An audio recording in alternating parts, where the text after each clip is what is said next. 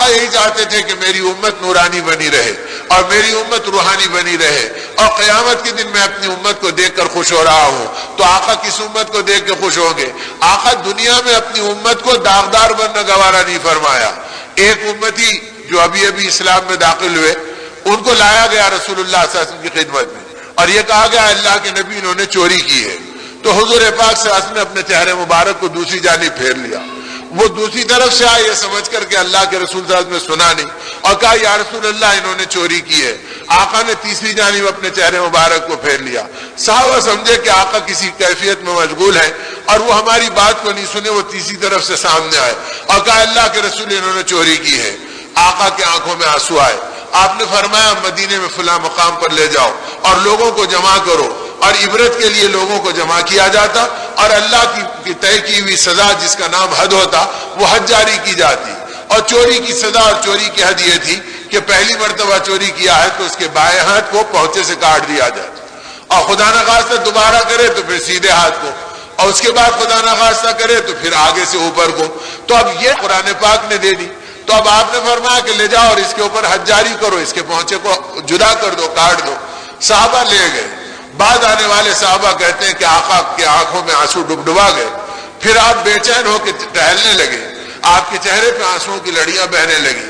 کبھی اپنے گھر کے قریب جاتے، کبھی ممبر مبارک کے قریب آتے اور ہچکیوں کے اندر ممبر مبارک پہ سر رکھ دیتے اور سسکیاں آپ کی ٹھنڈی آہیں نکلتے رہتی۔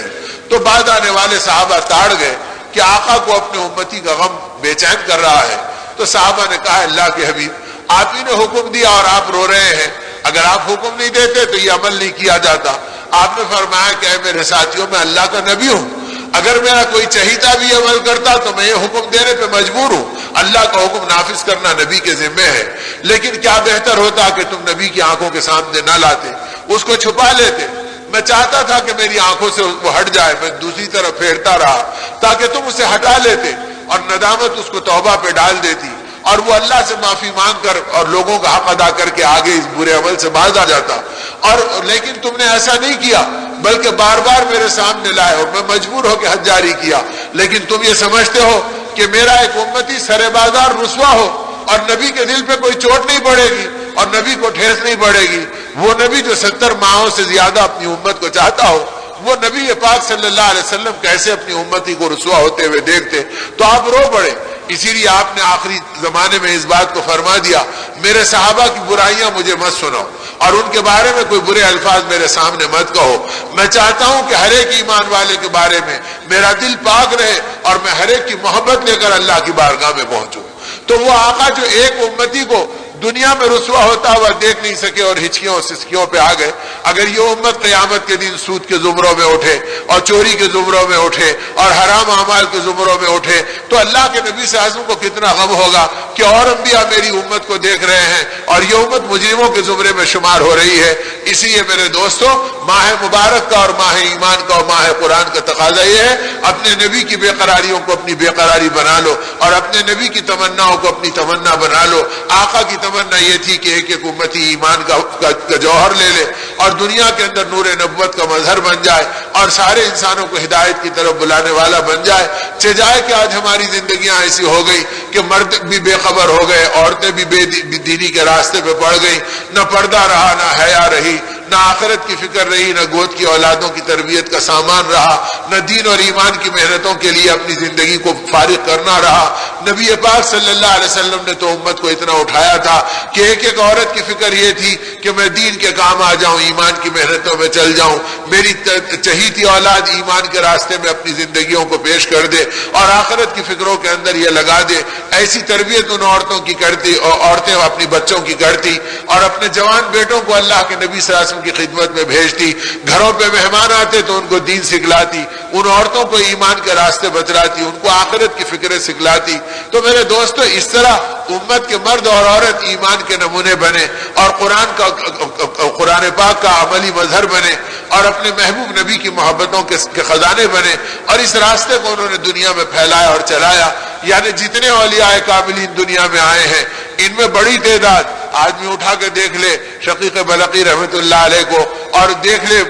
بڑے بڑے اہل حق بزرگوں کو، خواجہ اجمیری رحمۃ اللہ علیہ کو، شیخ عبد القادر جیلانی رحمۃ اللہ علیہ، حضرت پیران پیر رحمۃ اللہ علیہ کو، حضرت خواجہ نظام الدین اولیاء رحمۃ اللہ علیہ کو، حضرت خواجہ قطب الدین بختیار کاکی رحمۃ اللہ علیہ کو، تو پتہ چلے گا کہ بڑے بڑے اولیاء کبار وہ ہیں جن کے والد کا سایہ بچپن میں اڑ گیا تھا، یہ یتیم رہے اور بیوہ مائیں غربت کے اندر ان کو تربیت کر کر نبی کی محبت میں ولایت کی چوٹی پہ پہنچائی ہے، اور ایک ایک علاقے کا کفر ان کے حساب میں دھلا ہے، تو وہ ان ماؤں کے حساب میں گیا جنہوں نے اپنی اولاد کو ولایت پہ پہنچایا اور ہدایت کا مینار نور بنایا۔ تو کبھی ایمان والی عورتوں کی فکریں اس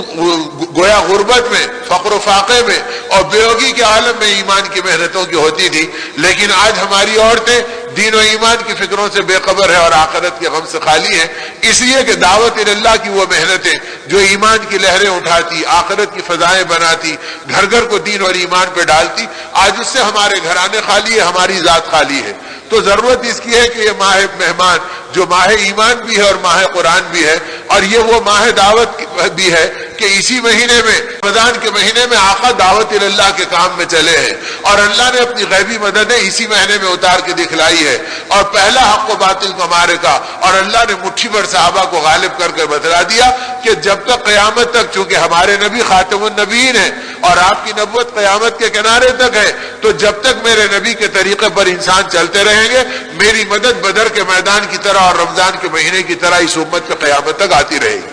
اور اس امت کو نہال کرے گی، اور اگر ان محنتوں پہ نہیں چلے گی تو نتیجے میں یہ امت گویا نڈھال کر دی جائے گی، اس کے اوپر ذلت کا غلبہ ہو جائے گا، پستی کے غاروں میں ڈھکیل دی جائے گی، ظالم حکمران ان کی گردن پہ مسلط کر دیے جائیں گے، ان کی عورتوں کی عزت و عصمت کا کوئی ٹھکانہ باقی نہیں رہے گا۔ یہ ساری چیزوں کی پیشن گوئیاں رحمت عالم صلی اللہ علیہ وسلم نے کی اور ہم کو ان چیزوں سے باخبر کیا تاکہ یہ امت ایمان اور اعمال صالحہ کے راستے پر چلے اور آخرت کی فکروں میں اپنی زندگی گزارے۔ اس لیے میرے دوستوں اور میرے بزرگوں، رمضان کا برکت والا مہینہ اللہ نے دیا، یہ مہینہ تو قیامت تک آئے گا، لیکن یہ کیا یقین کہ ہم اس کو پائیں گے، یا یہ مہینہ جب آگے آئے گا تو ہماری قبروں کو پائے گا، ہماری موت کو پائے گا، ہمارے بستر مرگ کو پائے گا کہ کتنے ایسے ہمارے عزیز و قریب اور دوست احباب ہیں جو بیچارے بستر پہ پڑے ہیں، فالج زدہ ہو گئے ہیں، اپنے بدن کی مکھی اڑانے کے لائق بھی نہیں ہیں، اب اس حالت کے اوپر پہنچ گئے۔ اور گزشتہ ماہ رمضان کے اندر پورے توانائیاں اور جوش و مسرت موجود تھی،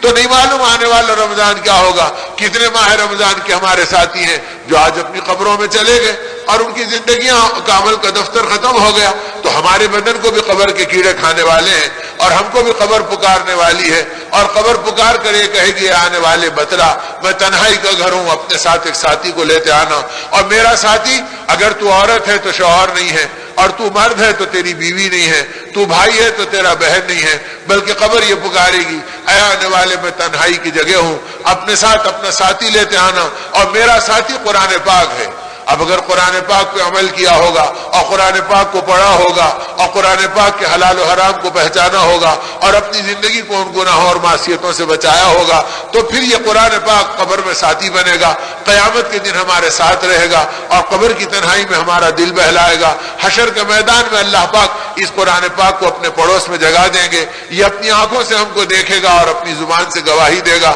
اور اللہ پاک کہیں گے کہ میرے پاک کلام کی گواہی جس کے موافق میں آ گئی اس کے لیے جنت استقبال کرے گی، اور جس کے مخالفت میں آ گئی جہنم کے شعلے اس کو لپٹیں گے۔ اب آدمی دیکھے کہ اللہ کہیں گے اپنی زندگی کی کتاب کو نکال اور ہماری کتاب سے ملا کے دیکھ لے کہ ہماری کتاب کے موافق ہے یا مخالف ہے۔ اب زندگی کی کتاب کو اللہ کے موافق بنانا ہے تو توبہ کا دروازہ ہے، استغفار کا راستہ ہے، دعاؤں کے لیے اللہ کو پکارنا ہے، پچھلی زندگی کو دھونا ہے، اگلی زندگی کو آقا کی محبتوں سے نہال کرنا ہے، اور دین اور ایمان کی محنتوں پر اپنے آپ کو چلانا ہے، تو اللہ رب العزت پھر اعمال دین اور اعمال دعوت کی برکت سے زندگیوں کو میرے دوستو اتنا نہال کرتے ہیں، اتنا نہال کرتے ہیں کہ صحابہ کے تو واقعات ہیں ہی، اور اہل اللہ اور اولیاء اللہ کے واقعات سے تو تاریخ شاہد ہے۔ جس زمانے میں سن 65 کی بات میں پچھلی قدیم ترین بات کر رہا ہوں اپنی زندگی کی، کہ ہم بحرین کے علاقے سے گزرے اور مصر کے علاقے کا سفر کر رہے تھے اللہ کے راستے میں، تو اس وقت یہ اس بات کو پتا چلا کہ ایک جماعت ہندوستان کی وہاں پر پہنچی اور اس میں ایک بڑے میاں بیچارے ان کی صحت خراب ہونے لگی، اور جب وہ بیماری ان کی بڑھنے لگی تو انہوں نے کہا کہ ساتھیوں نے کہا کہ ان کو واپس بھیج دیں گے تاکہ گھر چلے جائیں، اب یہ بیماری میں کب تک ہمارے ساتھ رہیں۔ وہ بیچارے بڑے میاں رونے لگے اور کہا اللہ کے لیے میری بیماری کو گوارا کر لو، زندگی بھر کی غفلتوں کے کفارے کے لیے نکلا ہوں، شاید اللہ میرے گناہوں کو دھو دے اور بڑھاپے کی محنتوں کو قبول کر لے۔ ساتھیوں نے بھی کہا کہ چلو چند دن اور دیکھ لیں گے۔ 2-4 دن گزرے، جمعہ کا دن آیا تو صبح انہوں نے پوری جماعت کو قریب کیا اور کہا اللہ تمہیں جزائے خیر دے، بہت تم تھکے اور بہت تم مشقت اٹھائے اور بڑی مصیبتیں میری طرف سے تمہیں جھیلنی پڑی، اللہ کے لیے معاف کر دو، اب آگے تم کو تکلیف اٹھانی نہیں پڑے گی۔ ساتھی بھی کے آنکھوں میں آنسو آ گئے اور ساتھیوں نے کہا کہ چچا اتنا زیادہ مایوس مت ہو، اللہ آپ کو صحت دے دیں گے اور ہم کیا کریں، اللہ کے راستے میں خدمت کا موقع ملا۔ انہوں نے کہا کہ بیٹا یہ بات نہیں ہے، آج کی رات میں نے خواب میں اللہ کے نبی صلی اللہ علیہ وسلم کا دیدار کیا اور آقا نے مجھ سے کہا کہ اے میرے امتی، کل دوپہر کا کھانا میرے ساتھ جنت میں کھانا ہے۔ مجھے یقین ہو گیا کہ اب مجھے رہنا نہیں ہے۔ اب یہ کہہ کر ہچکیاں لی، ساتھی سمجھا ہی رہے تھے اور کلمہ پڑھ کر جمعہ کی نماز سے پہلے رخصت ہو گئے اور بحرین میں ان کی قبر بن گئی۔ لیکن میرے دوستو کتنی بڑی خوشخبری زندگی میں آ گئی، زندگی بھر کے گناہ دھل گئے، آقا نے اپنے امتی اور اپنا محبوب قرار دیا اور جنت میں کھانا کھانے کی دعوت دے دی۔ اس سے بڑھ کے نعمت کیا، زندگی کی قیمت وصول ہو گئی۔ تو میرے دوستو یہ خزانے دعوت کے کام کی طاقت میں چھپے ہوئے ہیں، اس لیے کہ دعوت کا کام میرے اور آپ کے گھر کا کام نہیں ہے، یہ حضرت محمد رسول اللہ صلی اللہ علیہ وسلم کے سینے کا غم ہے اور آپ کے صحابہ کی ہوئی محنتیں ہیں۔ اسی اپنی زندگی میں دعوت اللہ کی محنتیں کرتے رہنا، حرام اور حلال اعمال کو پہچانتے رہنا اور آقا کی محبتوں سے اپنے سینے کو منور و معمور کرتے رہنا۔ اللہ پاک اپنے کرم سے ہمارے ٹوٹے پھوٹے روزوں کو قبول فرمائے اور دین کی محنتوں میں مرتے دم تک چلنے کی توفیق دے اور قرآن پاک کے سننے سنانے میں برکت دے اور اللہ ہماری نماز و تراویح کو قبول فرمائے۔ اب یہ نیتیں کرے کہ بھئی اب تک جو ہو گیا ہو گیا، اب بقیہ زندگی اللہ کے حکموں پہ چلے گی اور ہر نافرمانی سے اپنے آپ کو بچائیں گے اور ہر فرما برداری کو سینے سے لگائیں گے اور حضرت محمد رسول اللہ صلی اللہ علیہ وسلم کی سچی غلامی کے ساتھ اپنی زندگی گزاریں گے اور اس کے لیے دین کی محنت مرتے دم تک انشاءاللہ کریں گے۔